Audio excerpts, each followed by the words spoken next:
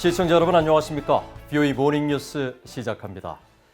미국 상원의원들이 오는 21일 열리는 미한 정상회담을 앞두고 양국 동맹의 중요성을 재확인하는 결의안을 발의했습니다. 두 나라가 북한의 비핵화 달성과 인권 증진을 위해 지속적으로 협력할 것을 촉구하는 내용이 담겼습니다. 이종훈 기자가 보도합니다.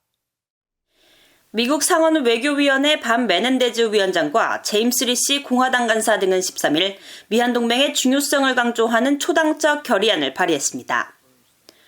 오는 21일 미한 정상회담에 앞서 발의된 이번 결의안은 문재인 대통령의 미국 방문 환영 내용과 함께 미한 관계가 한반도와 인도태평양 지역의 평화와 안보, 번영을 수호하는 핵심 축으로 매우 중요하다는 점을 재확인한다는 내용이 명시됐습니다.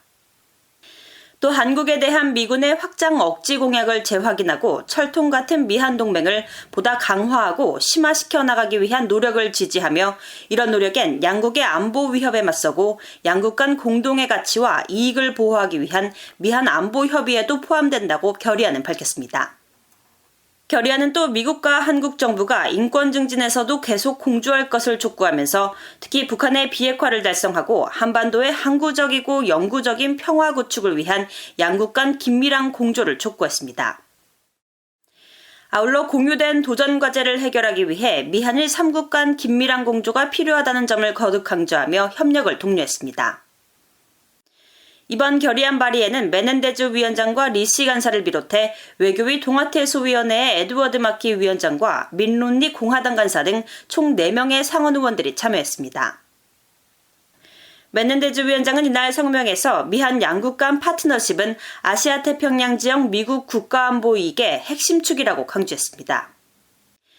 그러면서 북한의 핵 프로그램과 탄도미사일 역량 진전이 가하는 중대한 위협에 양국이 함께 맞서는 상황에서 한반도 안정과 평화를 조성하는 동시에 양국의 공유된 이익과 가치를 증진하는 길을 구축하기 위해 문재인 대통령과의 협력을 고대한다고 밝혔습니다.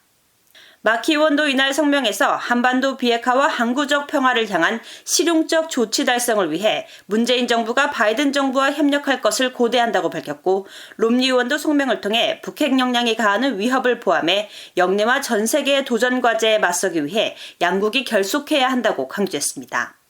BOE 뉴스 이존입니다. 한국을 방문한 에브릴 헤인스 미국 국가정보국장이 문재인 한국 대통령과 면담하고 미한 동맹은 안보 동맹 이상의 가치가 있다고 강조했습니다.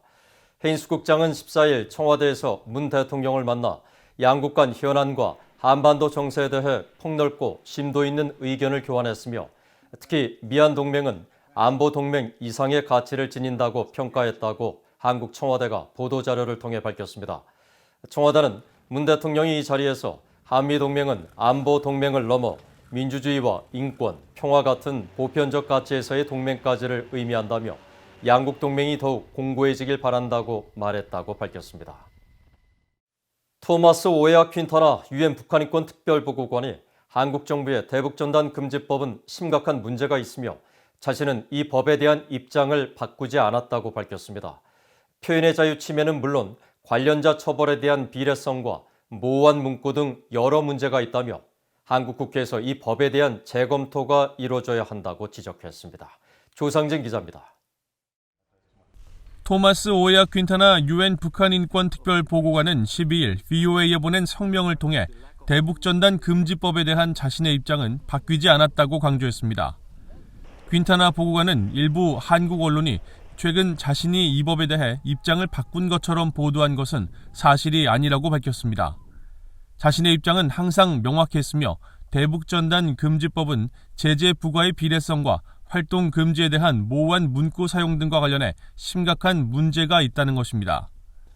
앞서 퀸타나 보고관은 미국 언론에 합리적 목적에 따라 최근 대북전단 살포 통제가 필요하다는 점을 알고 있지만 자신의 첫 번째 요점은 한국 정부가 전단 살포 활동단체를 처벌할 때 가장 침해가 적은 방식을 사용해야 하며 탈북자들의 자유와 이를 행사할 수 있는 권리를 훼손할 수 있는 상황에 이들을 두어서는 안 된다는 것이라고 밝혔습니다.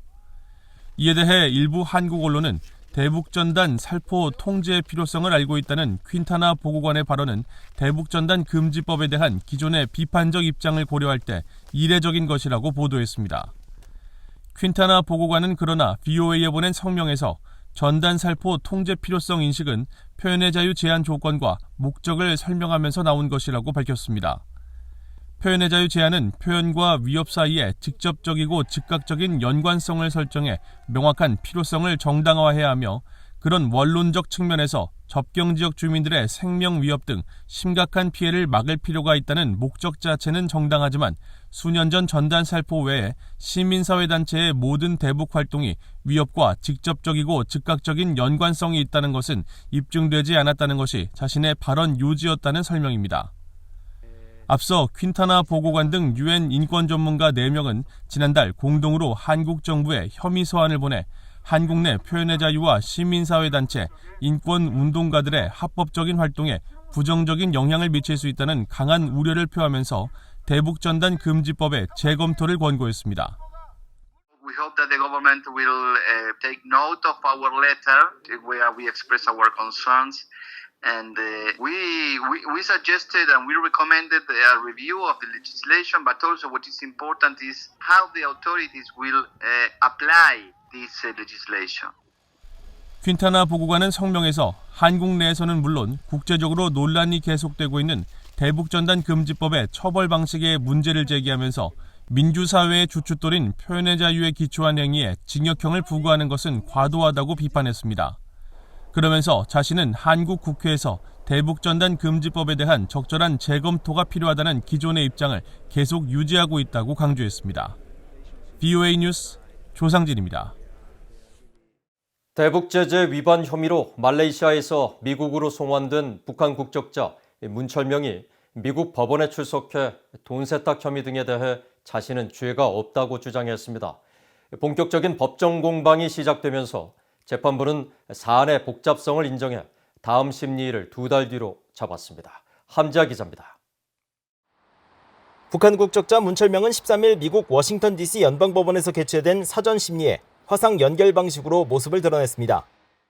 녹음과 녹화가 금지된 이날 사전 심리에는 문철명과 함께 문철명의 국선 변호인, 한국어 통역사, 그리고 미국 연방검사 측이 출석한 형태로 약 20분간 진행됐습니다. 문철명의 법원 출석은 지난 3월 미국으로 인도된 뒤 2번째로 이번 사전 심리는 문철명에게 공소 사실을 확인하고 유무죄 주장 여부를 묻는 사실상의 인정신문 방식으로 열렸습니다. 문철명은 이날 한국어 통역에 잘 들리냐는 질문에 다소 뚜렷한 목소리로 지금 들립니다라고 대답한 뒤 나머지 과정은 자신의 국선 변호인인 미셸 피터슨 변호사에게 모든 답변을 일임했습니다. 피터슨 변호사는 문철명의 유죄를 인정하느냐는 재판부의 질문에 not guilty, 즉 무죄라고 주장했고 통역사는 변호인께서 나는 무죄다라고 말씀하셨다며 문철명에게 이 내용을 확인했습니다. 말레이시아에서 무역 업무를 했던 문철명은 지난 2019년 5월 돈 세탁 등 6개 혐의로 미국 법원에 기소됐으며 지난 3월 미국으로 신병이 인도됐습니다. 이후 북한은 말레이시아와의 국교를 단절했으며 말레이시아 역시 대사관 철수 등으로 맞대응하는 갈등이 빚어졌습니다. 재판부는 양측의 의견을 수렴해 다음 심리일을 60일 이후인 오는 7월 21일로 정했습니다. 미국 연방검찰 측은 이번 사건이 8개 나라와 수십여 개 위장회사, 3개의 언어가 연루된 복잡한 사안이라면서 관련 자료를 조속한 시일 내에 제출하겠다고 밝혔습니다. 일반적으로 미국 형사법원은 피고가 체포된 직후 또는 다른 나라에서 신병이 인도된 직후 인정신문을 진행하지만 문철명의 경우 미국 도착 약 2개월 만에 인정신문을 받았습니다. 문철명의 미국 내 연고부재로 인해 구금 결정 심리가 개최되지 못하면서 인정신문도 늦게 이뤄진 것으로 전해졌습니다. 미국 검사 출신인 한국계 정홍균 변호사는 13일을 기준으로 양측의 법적 공방이 공식 시작된 것이라고 설명했습니다. 인정신문 이후에 디스커버리 과정이 시작이 됩니다.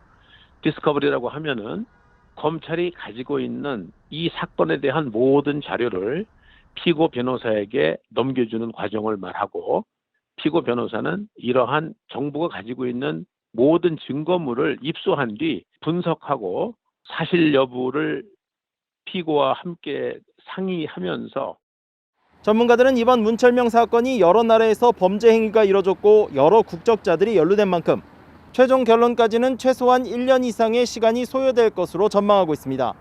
VOA 뉴스 함지아입니다. 미국과 한국 국방부가 미안 통합국방협의체 회의를 열어 미한일 3자 안보 협력에 대한 지속적인 공약을 확인했으며 이른 시일 안에 미한일 3국 국방장관 회담을 추진하기로 합의했다고 밝혔습니다.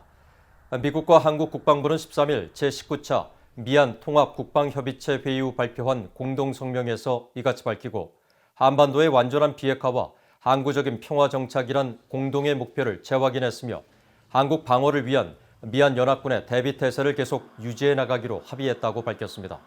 또 북한 정권의 최근 핵과 미사일 위협에 대한 평가를 공유하고 앞으로도 북한의 동향을 예의주시하면서 긴밀히 공조하기로 했으며 북한을 포함한 국제사회가 관련 유엔 안보리 결의를 완전히 이행하는 것이 무엇보다 중요하다는 점도 거듭 강조했다고 밝혔습니다. 한국 서울 서부지방법원이 사단법인 법치와 자유민주주의 연대 등 21명이 제기한 북한 김일성 회고록 판매, 배포, 금지, 가처분 신청에 대해 서적 판매가 인격권을 침해한다고 보기 어렵다면서 13일 기각 결정을 내렸습니다. 재판부는 서적의 내용이 신청인들을 직접적인 대상으로 하고 있지 않다면서 이적 표현물에 해당한다는 사정만으로 이 사건 행위가 신청인들의 인격권을 침해해 사전적으로 금지돼야 한다고 보기도 어렵다고 판시했습니다. 이에 대해 6.25 전쟁 납치 피해자들을 대리해 소송을 제기한 원고 측 도태우 변호사는 14일 성명에서 납치와 전쟁 범죄를 저지른 1급 전범 책임자를 우상화한 책을 판매, 배포하는 건 한국전쟁 피해자들의 명예와 인격권을 짓밟는 사법상의 권리 침해에 해당한다며 즉각 항소할 것이라고 밝혔습니다. 반면 대한출판문화협회는 서면 논평을 통해 법원이 국가보안법상 이적 표현물 규정이 더는 출판의 자유를 침해하는 장치로 사용될 수 없음을 천명했다며 서점에서 독자들이 이 책을 자유롭게 만날 수 있길 기대한다고 밝혔습니다. 이상으로 BOE 모닝뉴스를 마칩니다. 시청해주신 여러분 고맙습니다.